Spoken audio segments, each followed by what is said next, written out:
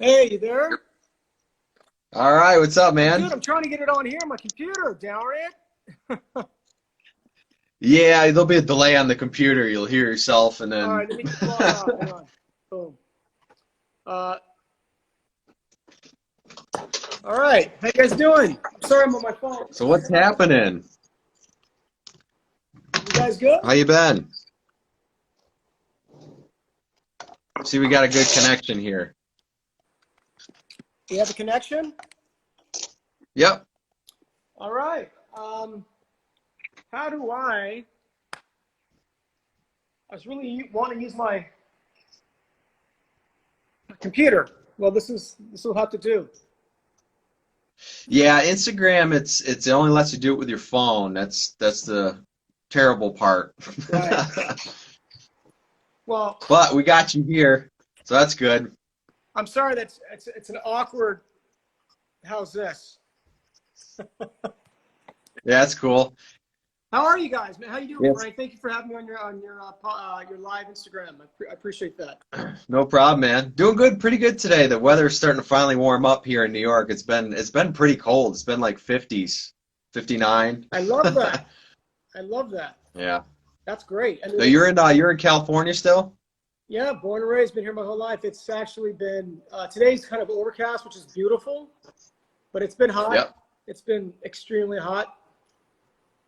But yeah, man, happy to be alive and rocking the free world. There you go. What's your winters like there? You have no winters here. I wish. We used to have seasons. We used to have like, Yeah. we'd have like the fall, or we'd have like the spring. I mean, we get spring, but then we'll get a little bit of rain. December, November, December, it's hot. It's pretty hot, like 80s. It's weird. Yeah. But Well, you're lucky, man. You know below zero weather. it's good to see you, really, guys. I want to say hello to everybody out there. Nice to see you guys. I know everybody here, which is great. We'll be having some questions in here too. Oh, cool. Good. Shoot away. No, hey, I'll Frank, try to catch some really quick, questions I here. really dig your songwriting. Oh, we're pausing. Yeah, can you hear me? Yep, I got you. I like your music. I like your material, man. Good stuff. It's rock and roll. Thanks, man. I It's appreciate keeping it. rock alive. It's great. I like it.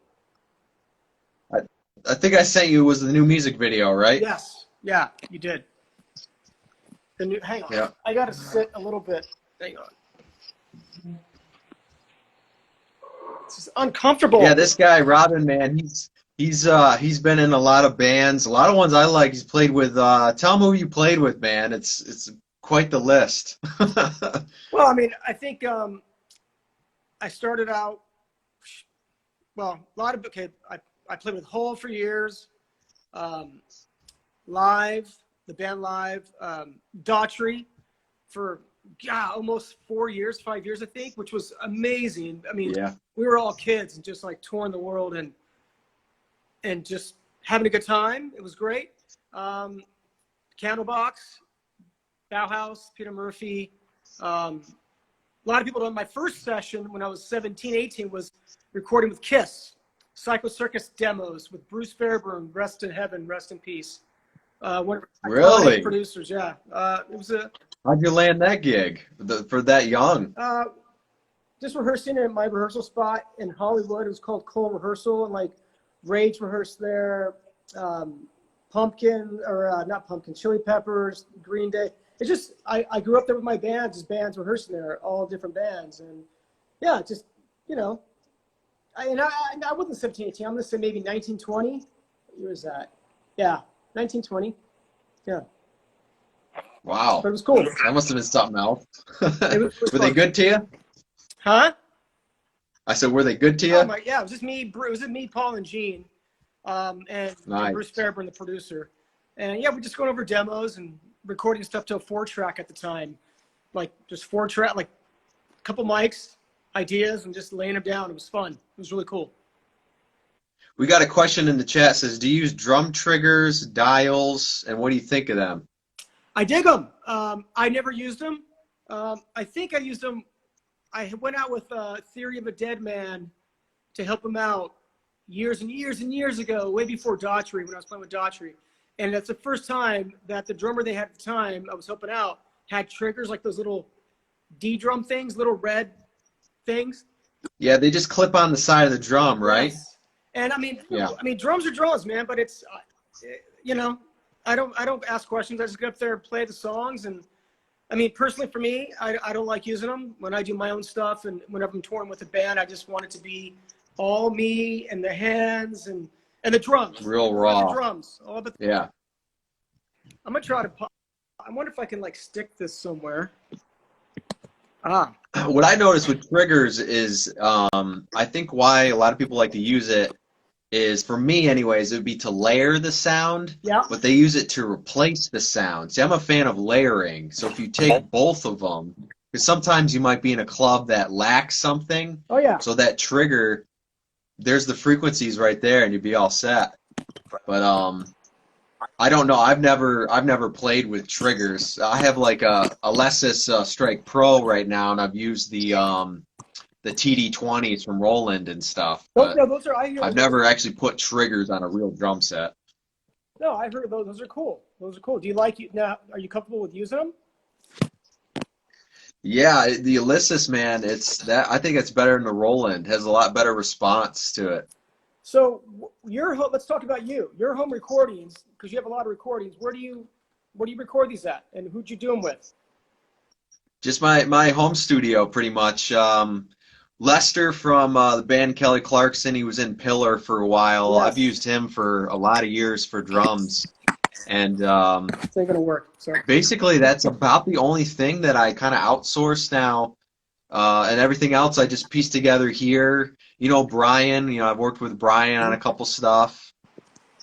So I'll have guest people come in, do some guitar stuff or bass stuff or whatever, and kind of, it's all in-house, it's pretty, I mean, I don't want to say homemade, but it's pretty homemade, But you got to remember this, and everybody knows that. Like, that's the people that are on this feed right now, and they're rock and roll fans, which is why I love everybody that are friends of mine. I don't call fans. I call them all friends of mine, because as everyone knows, I go out and talk and hang out with everybody after shows, before shows.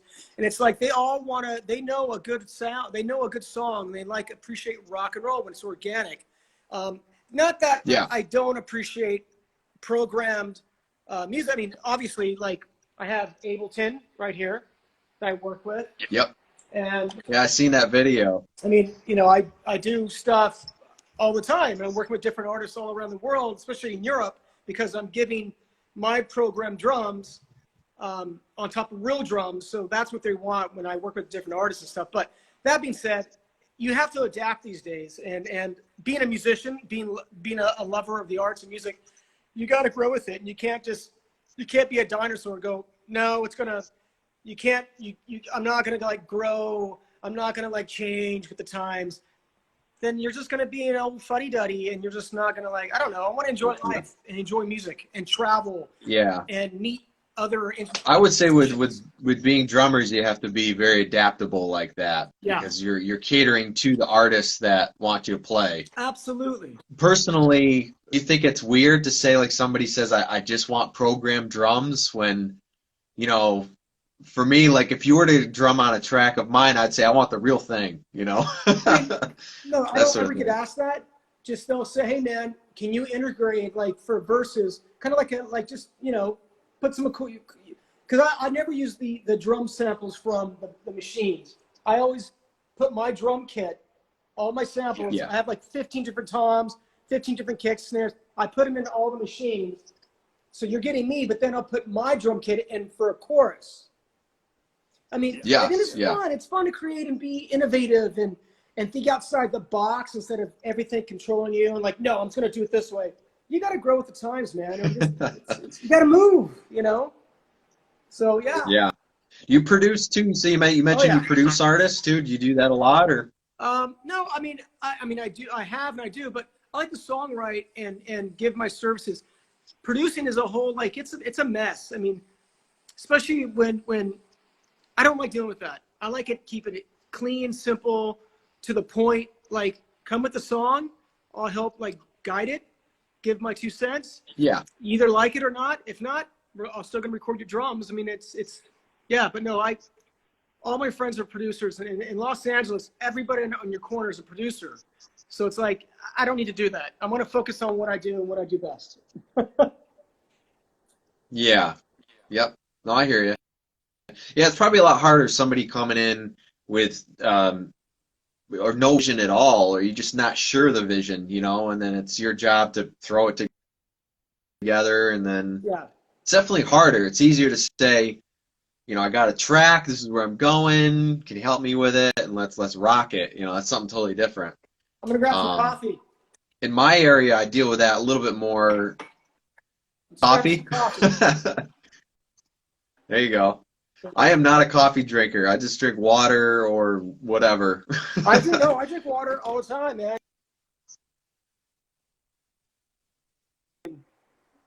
Total, like, this is the I best. think we lost you here for a second. Boku. Hang on. Oh, okay, I got you. This is the stuff. This is the stuff. Oh, let me show you guys, Plant-based? everybody at home, Mr. Kevin Martin, the singer of Candlebox, was a dear friend of mine, and baked me a huge loaf of sourdough bread. But as you can tell, I've eaten it. You guys see it? There you go. And you know what I do with this? I put Nutella. Oh, do you really? Jeez. Nutella. Who does not like Nutella out there? But anyways, thank you, Kevin. Kevin Martin. Woo. Let me put it back in the bag. Hang on. I don't want this to get ruined. There you go. All right, hang on. I'm a big sandwich guy. I'd cut it up and use buffalo sauce on chicken or whatever and turn it into a sandwich. There you go. There you go. Yeah, yeah. This is good stuff too. You guys seen this in the grocery stores yet? See, someone loves Nutella out there. What's that? It's called Picnic. Oh, Picnic. okay. It's amazing, amazing stuff. It's you know, it's the keto diet. It's got MCT oil in it. It's a creamery. Okay. All right. Yep. No more, enough about that. Let's talk some rock and roll. Cooking with Robin. Cooking with Robin. It's one of my favorite pedals to use when I'm working with when I'm writing songs. The Big Muff. Oh, nice. Yeah.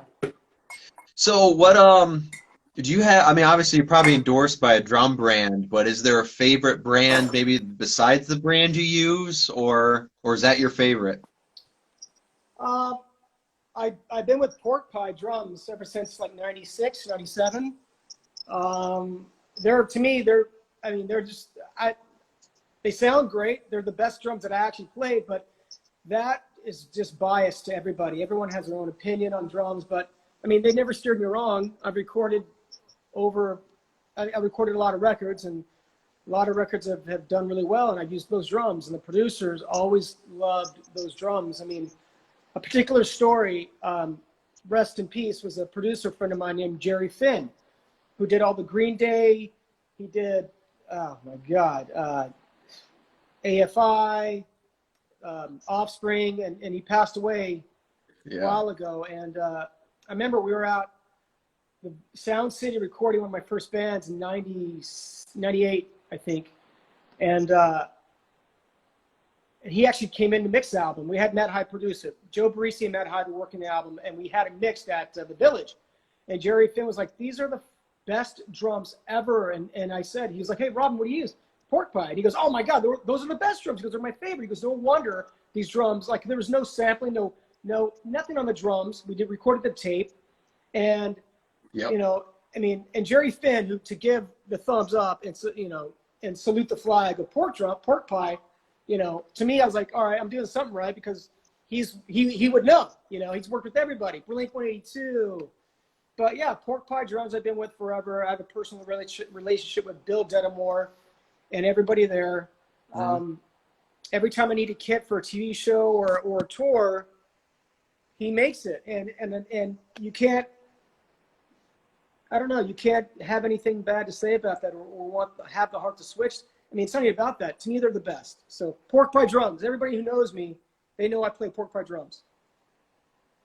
Is there a second brand that you like besides them that you played and you're like, yeah, I dig this too? I have an '80s Gretsch kit that I use when I do when I worked with Kelly Yeah. Clarkson and with Toby Gadd. It's an '80s Gretsch kit. It's kind of like my Steve Porcaro kit.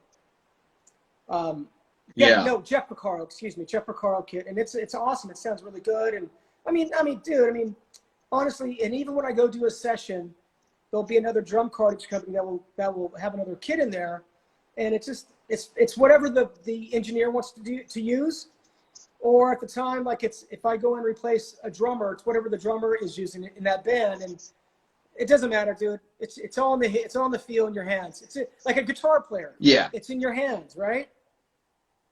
Yeah. I know I can get on a guitar that's $100 and it has a certain sound because I'm playing it, and then you pick up one that's $2,000 or something, and similar to, obviously, I mean, it does sound better, Yeah. but you're right. It's there right here. It is. You know? It's in the hands. It's definitely in the hands. But no, it's cool. It's funny, as you get older, you start to, and you meet other younger musicians, and even, guitar bass players and stuff, or they come to your studio, and I have 2 rooms. I have a basement that's got like maybe 15 kits, and then I walk across the basement to my studio, and I have like 8 kick drums, and then 8 rack toms, and then like 12 snares. So I can go from the studio to the basement room and just go, yeah, let's do this sound. And it's like, how do you get all these drums? Like, do you pay for them? And it's like, I've not honestly paid for, and I'm not being snarky about it or rude. I'm just very thankful and blessed for what I can do and to give a service to my companies. I haven't paid for an instrument, cymbal, drumstick, hardware from DW drums for over 15 years, and it's Yeah. and it's a great thing. It's a good feeling, but I'm one of those guys as well. I don't take advantage of that, So yeah. Yeah. Hard work pays off. That's what I say. Absolutely. Yes. I realize sometimes that these companies, they'll do that. Sometimes they'll just give you a discount on stuff, which is cool. Yeah. But I always got to shout out. I use Cat Audio for some mics and some headphones, and they send me stuff too, as long as I demo them out and promote them and stuff like that. It's the first brand that has really said, here you go, and usually it's like, oh, half off or something like that. I'm like, all right, I mean, that's cool. that's better than paying full pop, right? Yeah, and you get stuff like that. You're like, can I have a specific model or something? Maybe even because some stuff they don't make anymore, and they're like, well, we still got a few like in the warehouse in the back. Well, I'm at the like, same time, it's all right. like I remember doing the grunt work, like going to NAMM show in the mid '90s, and Yeah. taking CDs and just every kind of local band and giving it to all these companies, and I just you just feel cheesy, but hey, you got to do it. You got to do it, and I understand that. So It works. yeah, It does but work. yeah, I mean, yeah, That's how I started. With I don't think you were with Daughtry when they toured with Day of Fire, but that's how it started with me. I just was handing CDs to bands and just handing one to Day of Fire, and that's how it started. And same thing with Chris. Started talking to Brian, and that's how it got rolling. I mean, I remember, I think Brian mentioned something to me about you, or he's like, hey, dude, I want to use you. I'm working with this rock guy, and I'm just trying to get the details. I might use you for recording. I'm like, yeah, let me know. But this had to be like almost 2 years ago, I think. But Yeah, it could have been a something couple different. years ago. Yeah, and you know what? The thing about Daughtry is everybody in that band has a heart of gold. They're the sweetest human beings, and they'll take time out of their whatever they're doing to you and to listen to you, because we've all been down that road as a musician, struggling artist, or just a fan of bands waiting outside. I mean, for me, it's like I used to love waking up from the bus in the morning at different cities and seeing the fans in the lobby or outside the hotel or the venue and just walking up to them. And sometimes they'd be like, whoa, but I love that because I couldn't do that to, like, say, you know, Radiohead, the Pumpkins, Kiss, Sabbath, you know, didn't exist. But it's like, I'm going to give back. Yeah. That's my way of going, thank you, God, for blessing me with this gift. I'm going to go out there and give it Yeah. back. And I enjoy that, man. And you got those fans that are standing there for hours before the show. The show starts at like 7. Yeah. They're there at 2:00, and you're like, look, yeah, you know, it's cool just to go out and say hi for a second, you know. I'm sorry. I did yoga before I got out here, so I'm hot. Excuse me. It's all right. I was gonna say you almost got the 80s metal thing. Keep it growing. Keep it growing. Yeah.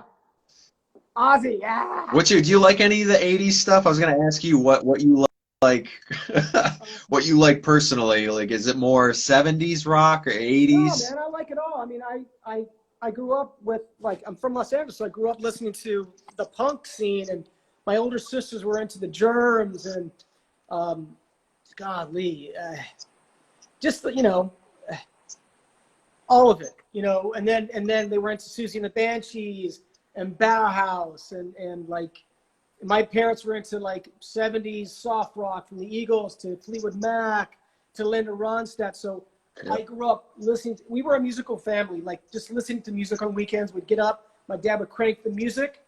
Yeah.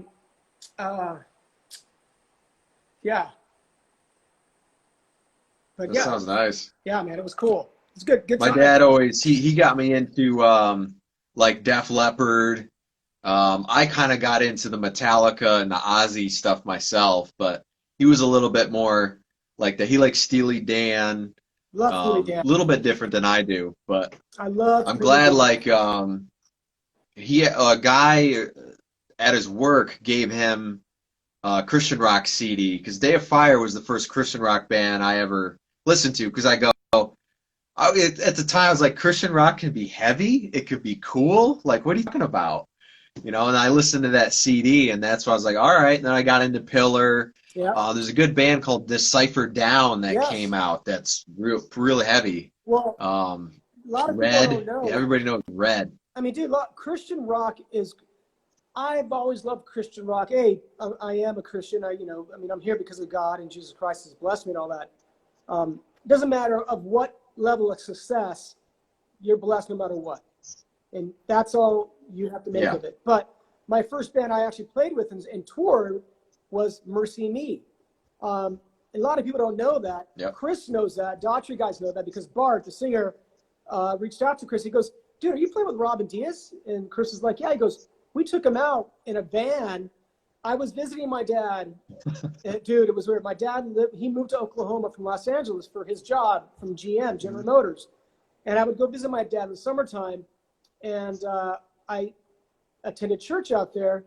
And I went up there and played with these guys who were just jamming after. And I got him the kit, was playing, and Bart and the guitars were like, dude, you want to jam? I'm like, yeah. A few months later, we went on this whole tour, you know, I think sponsored by, I forgot what it's called, something Stone.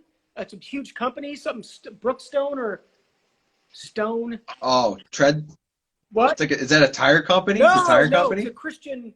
No, anyways, but it was great, man. We toured everywhere, but playing all these churches, and it was big. It was for the youth rallies and stuff. And that was my first taste of playing in front of people and like letting go, going, oh, this is happening. It's great.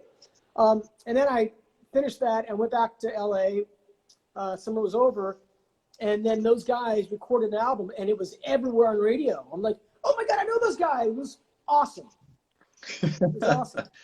You know, I realized too with the Christian shows, I've done a few of them that they're more focused in on the music, and everyone's a little more laid back, and they actually I think more people buy merch and stuff at those shows than they do the regular ones. So Frank, I don't know if you're aware of this band called Trapped. Simon Orman. I've opened for them like 4 times. Well, Simon just joined. What's up, Simon? He's the guitarist who he wrote all of us. I remember we were just, I remember from day one being just working on these songs, and Simon was just a killer songwriter. He wrote all these songs. It was such an honor to put drums to these songs and ideas, and we go to Vancouver, record this record.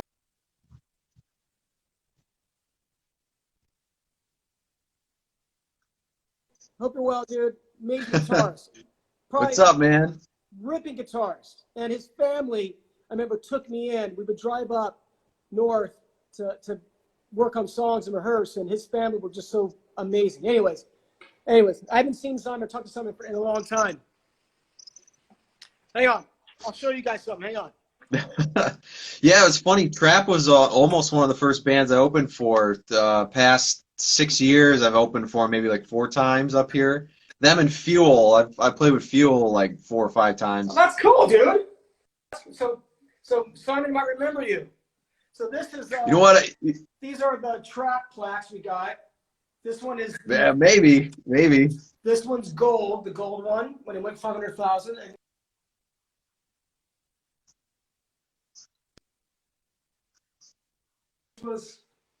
what year was that, Simon? I don't know, but here's some different plaques. You have the Renegade one, the Daughtry, Break the Spell. Oh yeah, right there. Yeah, man. That's one of my favorite records. It's a great record.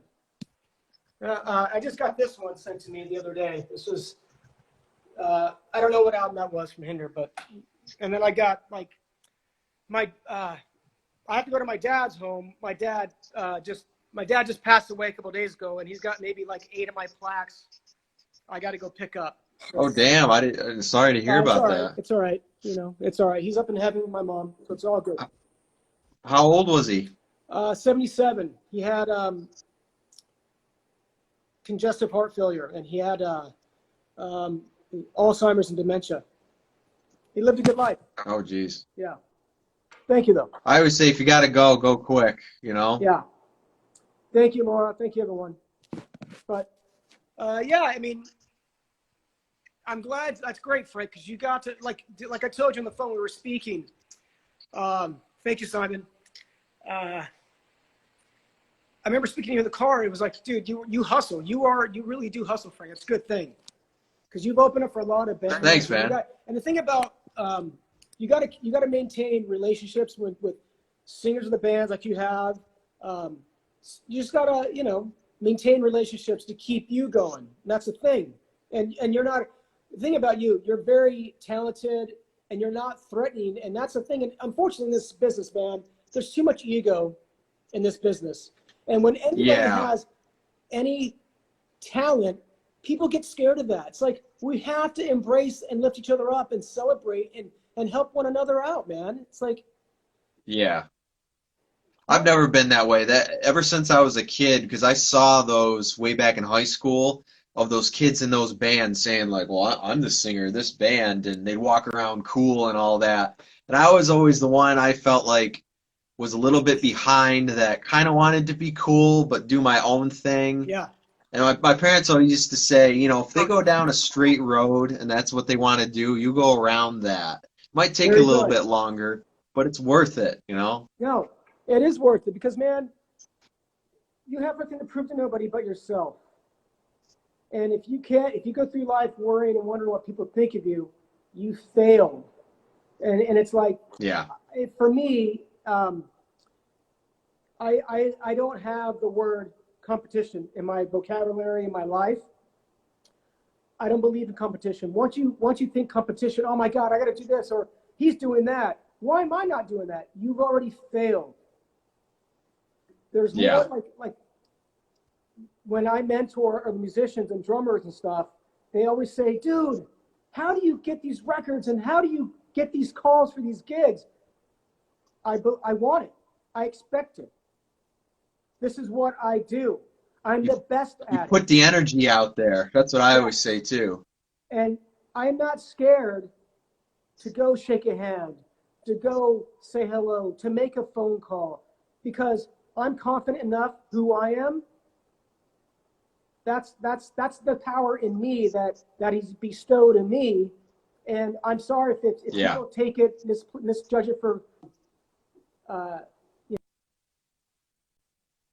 know, he's arrogant. No, it's, I enjoy doing what I do. Let me show you. That's all, you know. But yeah. Yep. That's why you've drummed with a lot of people, and a lot of people keep tabs with you. I can tell you're more open, We are because gonna. you wouldn't have said yes to this. You'd be like, you know, most guys, they wouldn't get back to you, you know. Well, dude, I'll say it right here now. Everybody, I'm gonna record a couple of tracks for Frank. As soon as he gets these new songs written, he's gonna send the files down to me. I'm gonna lay some drums down. It's gonna be wicked, dude. So we're gonna do that. All right. Yes. Sounds good with me. Well, we're doing it, man. We're doing it. Nice. Thank you. I have some ideas. I'm trying to get the current EP done, and then I'll probably start this summer and the fall to start really kicking up on some new ideas. Yeah. Well, I don't know for you, but for me, it's like I keep an acoustic upstairs in the second bedroom, and I keep an acoustic downstairs. And I have an electric guitar as well, but I get inspired anytime in the morning, late at night, and I have to, like, you know, take my phone, put it on, you know, voice, whatever, and just record little ideas. And then in the morning, I'll get up in the studio and then just track it down, just to have it down, like a little guitar structure, and then put drums to it. I mean, the thing is this, you got to write every day, because you never know. You're going to write a better song than what you wrote an hour ago, what you wrote 5 minutes ago. I mean, dude, some of the biggest songs in the world were written in like less than 5 minutes or 3 chords. Look at the Beatles, you know? Yeah, real simple. Yep, little melodies, the same. Like I was listening to Thriller. Yes. Hang on, my phone's gonna die. What was that? I gotta put my Mophie. 1 second. Okay. Hang on. You're looking up my nose. Is it charging? Let's see. Like,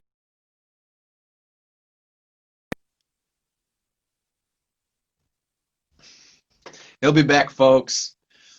So if you guys out there, if you need drums, man, hit up Robin. He's drummed with a lot of different people, and he's got a nice setup. He will rock it out. Rock it out. I appreciate you guys tuning in, and yeah, I got that new EP out now. Hopefully you guys check that out. We're going to discuss a little bit on what Robin's working on currently, so you guys can hear what's coming on. I'm sure there's a lot of studio projects going on right now with everybody kind of, you know, on hiatus with the COVID stuff. But how you guys doing out there? Send some questions, whatever you guys want down here. I have to scroll back so I can see. Hold on a second. Let me.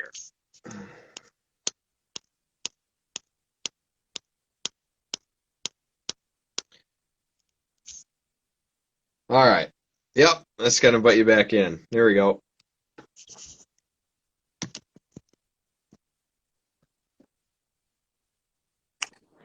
There we are. Hey guys. Sorry. All right, you're back. Sorry about that. That's all right. I had to put my Mophie on. I'll just tell everybody a little bit of, you know, if they need drums and stuff like that, hit you up. What I want to get into is there anything currently that you're working on you could talk about? Maybe you're going to be drumming on, releasing, or that kind of stuff? Uh-oh, look at this. Oh, baby. Look at Jamie, say hello. Jamie. I'm allergic to ants. I'm allergic wicked to animals. It's my baby. Hi, girl. She's speaking. Hi. Hi. Hey. Oh, it's my baby. It's like I can only view from a distance because my eyes will start to water, my nose will close up, my throat. Well, yeah. Okay, enough about my kittens. So, no, right now, when I have a record I'm doing in Vancouver, whenever the band opens up, like the traveling band, the restriction, with this new artist, this girl from Los Angeles that's making headwaves. I can't say too much about it, but I'm going to Vancouver. I'm working with a producer named Brian Howes, we've done a lot together. He's one of my dearest friends, with Mike Frazier, who did the Metallica. He engineered a Metallica Black album. He did all the AC/DC. So him and Brian Howes are going to be working on that together. I'm going to do it at the Armory, which was Bruce Fairbairn's studio, which is amazing. And then I come back, and there's a girl that's coming in from Jersey. I'll just give you a little hint. She is going to be like a new Alanis Morissette meets oh my God, can't think, but she's 19, amazing, and it's going to be great. It's going to be great. It's going to be cool. So yeah. Nice. Do you ever get any of the people from Idol or The Voice, like those TV shows, calling you? No, not too much. I did all that stuff. I did, the Chris. God, I forgot their name. Not Daughtry. No. Alice. Yeah, I know you're talking about the other Chris. What's it? I don't know his last Someone name help either. me out there. Chris. Damn it. I know what you're talking about. Okay, Allison, I hear that. I did her. God, I'm so terrible. Kelly That's okay. Yeah, Chris Allen, Kelly Clarkson. Yep. God, what's another name? We had a song called Brooklyn Bridge. Anyways, I worked with 4 different Idol people, and they were with Toby Gadd, which is a big producer friend of mine who's an amazing songwriter, Brian Howes, and Cara DiGuardia. But yeah, I know. But I mean, you know what, man? It's like I'm not prejudiced.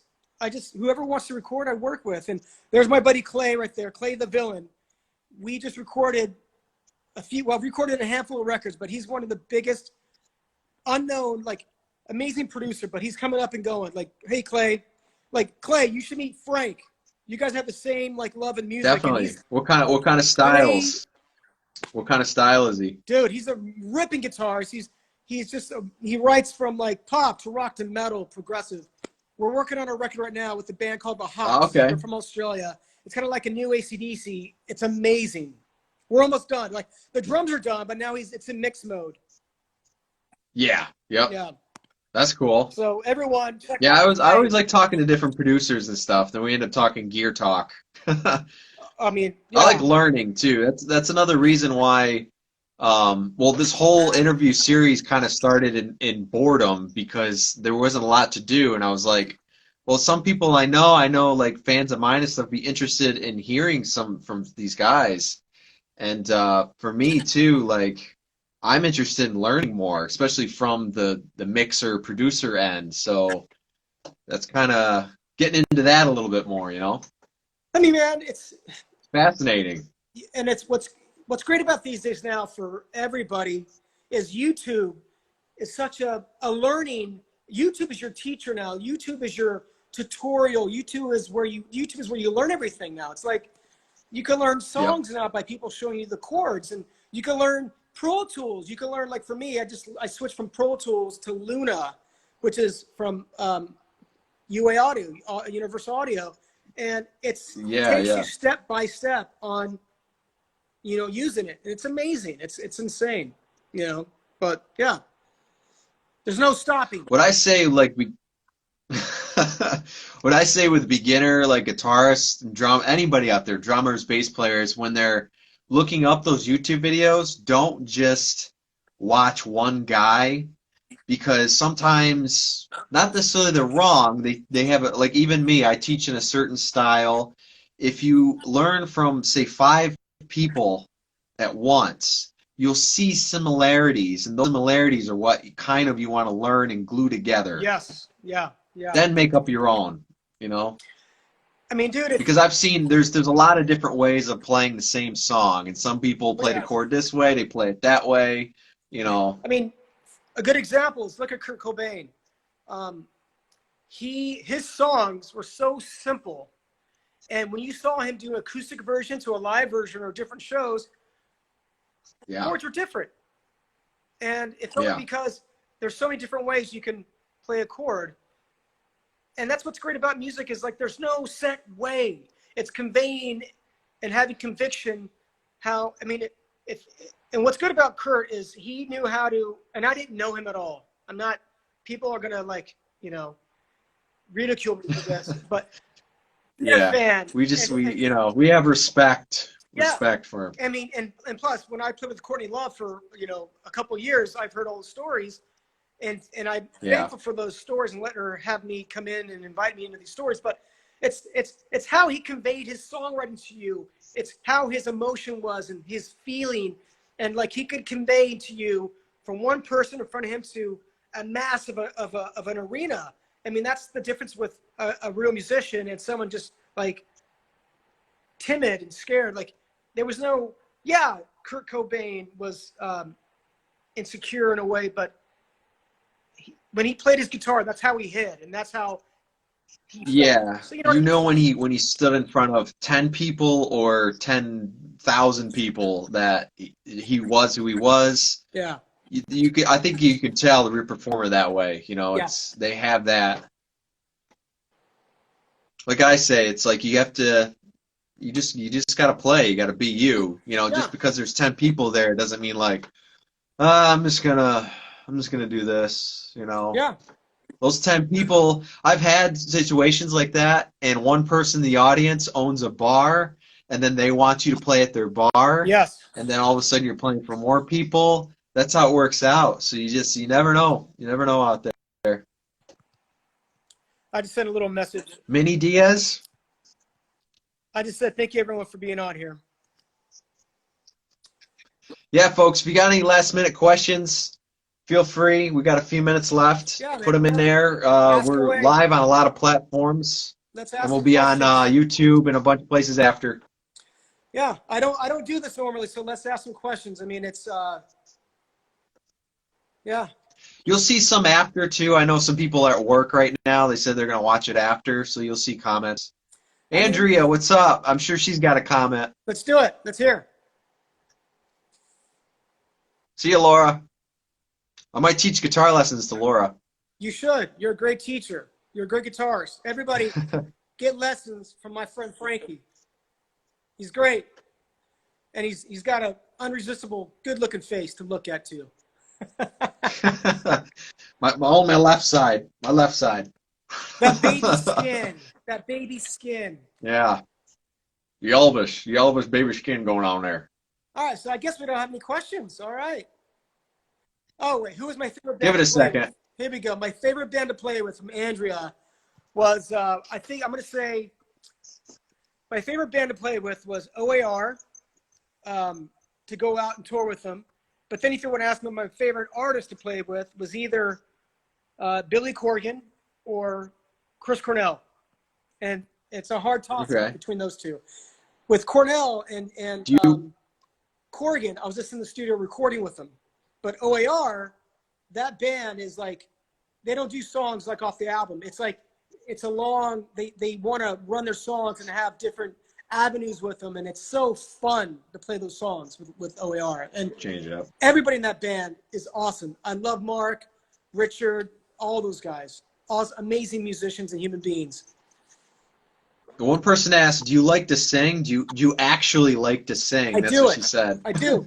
With Courtney Love, I did Bee Gees, and when I'm writing songs, I sing so I can get the melody and stuff. Yeah. Yep. Oh, my favorite snare, Clay. You know that one. The Black Beauty, 70s Black Beauty, or my 80s Tama Bell Brass. So it's not the St. Anger snare from Lars? No, that's no. No, but my bell. You know brass, what? I almost bought that snare. Because I kind of liked it when I was younger. I almost bought it, and they go, "What are you, crazy?" I don't know what happened with Bob Rock, but that wasn't Bob Rock. That was Lars. Yeah. I can't believe Bob did the bass for that record. I'm like, well, that's what he does. He plays bass on a lot of that stuff, and guitar in a lot of those bands too. Yeah. I will say some of my favorite, one of my favorite albums that Bob did was Sonic Temple by The Cult in 87 or 88, something like that. That's a great record. Yep. Yeah. What about Butch? What do you think of Butch? I love Butch. Butch Vig, he's the best. Yeah. He's the best. He's one of the best. Like, he's recorded and produced some of my all-time favorite bands. We actually were on an email chain. I was going to do some drum sampling for him when he was working with this project a few years back right before I joined Live, but it never came to fruition. I wish it did, but it's an honor it's an honor for him to know who I am. And wow, Yeah. from Nirvana Yep. to the Pumpkins to Garbage. And I love Garbage. Holy cow, I love Garbage. What's up, Ira? I got to work with Ira. He's amazing, really great songwriter. We did it with Steve Filazzo at my studio. My studio is better, by the way, Ira. Yep. That was like the first week I had the studio up and running. Better now. I dug the room out. So we got to do some more work, Ira. What's up, Mark? Where about in California are you? I'm in West Hollywood, like Hollywood Hills. Okay. I'm in the foothills, where everyone is protesting right in front of my house. I love it. It's awesome. Yeah. Cool, she says. Cool. Yeah, I love Dave Grohl. Dave's amazing. We've actually had a couple of run-ins together, and he's one of my biggest inspirations. Come on, man. He is the John Bonham of our time, and so Yeah. And Andrea kind of read my mind. I was thinking of Dave Grohl after. I go, one of my kind of you have like a bucket list sort of things. I go, just for some reason, just by looking at the way he plays, how he is, I go, I bet you, like, he'd be an awesome guy to have produce your song, just because of his personality. Oh, dude, It's just like. I mean, I've had the pleasure Great. of working. I worked at 606 at his studio a handful of times with his engineer, Lou, my buddy Lou. I've recorded the latest live album there, EP, back in 2017. I recorded with my buddy who was on The Voice. What's his name? God, see, I don't really know. He was on The Voice. He was from South Carolina. Amazing singer. Okay. And yeah. Huh? Busy man. He's You're a kind very of a busy country guy. rock guy. Country guy. Anyways, but yeah, he's a wicked singer. But yeah, I love Dave Grohl's studio is amazing. I'll give you a quick little story about the Sound City board, which Dave, as you guys know, has now at his studio. So, as you know, Sound City. Just watch the documentary on Sound City. I'm not going to go into it, but everything was done there, from Rick Springfield to Fleetwood Mac and to everything. Anyways, in 90, 97, 98, I recorded one of my first albums there on that board, Liars Inc., which is one of my favorite bands of all time. My band, one of my best recordings ever, because I was young and on fire, and it was great. So we got to record on the board that Dave Grohl did in Nirvana, amongst other bands, Queens of the Stone Age and stuff. But anyways, years later, I think one day before Sound City closed, Daughtry, we were working on a tribute album for, oh my God. Help me out, somebody. The guys with the beards back from the 80s, the three brothers. ZZ Top? Thank you. My God. Yeah. We were doing a tribute album for ZZ Top. We were on it, Daughtry, Nickelback, Shinedown, and we did Jesus Left Chicago Waiting for a Train. If I'm saying it right, excuse me. But there's been so many songs and records I've recorded since then. But we went into Sound City with Howard Benson and recorded it live off the floor. Drums were recorded live. And those two songs, are live back to back, one song after the other. And there was no click. So I remember Howard calling me back in our hotel on tour going, hey, all right, Robin, I'm going to take this band. It's going to be the first time I'm recording with Daughtry, with Howard. And I've recorded a handful of records with Howard since then. And Howard Benson was the one that got me the gig with Daughtry. So kudos to Howard, and I love Howard Benson. You know, he's an amazing songwriter. And Yeah, he's amazing produced all the coach. records that I listen to. He's Him and amazing. Chris Lord-Alge there. Yeah, him and Chris Lord-Alge are our team. So I get off the phone with him at the hotel, and then we get done with the show, and then we fly into LA, and we meet at Sound City, and we track the song, and we were the last band to be in there. So it was like, oh my God. And I remember just memories from me being in that room. The next day, Grohl comes in, takes the board out. And it was like, I don't know if a lot of people know that, but Daughtry, we were the last band to physically record on that board. Dave came in the next day, took the board to his home, to his studio. Gone. So Yep. I don't know if you guys know that, but it was a special memory, special moment for all of us. Yeah. Yeah. Anyways. Man. It's funny, a lot of the artists and stuff, it's probably a good idea that they move to home studios and stuff, because then they can just roll out and be right there. They don't have to go anywhere. They don't have to worry about, anybody bugging them, that sort of thing. So Frank, people are sending some questions. I see this question frequently right now, and I want to answer it. So people are saying any touring plans coming up. So to answer your questions, everyone, there was a tour with November, December with Candlebox, but because of the COVID and what's going on, all those tour plans got postponed, and many other bands and tours as well. And also there's stuff going on with Live Nation. So Live Nation is putting a halt on touring. So rumor has it touring won't be happening until spring of next year, 2021. But let's all be optimistic and hopeful, and let's put our good energy into the universe, and let's bring live bands again 3 months from now, 4 months, into the summer. Because look, I know with what's going on, hi baby, you want daddy to leave? You want me to go on tour? No? Okay. All right, I'll feed you. Hang on. But anyways, it's like, I don't know if touring's going to happen for a while, but I'm going to be optimistic, because right now in LA, we opened up we're in the third phase. So we're opened up the restaurants and masks. So I think people are going to want to see live shows again. And without live shows, I mean, that's happiness. That's an escape for people. And that being said, I agree. Now, people are recording, like, I have friends at Daughtry. No, they have not stopped recording bands. Like right now, the new Avenged Sevenfold is being done right now with Daughtry.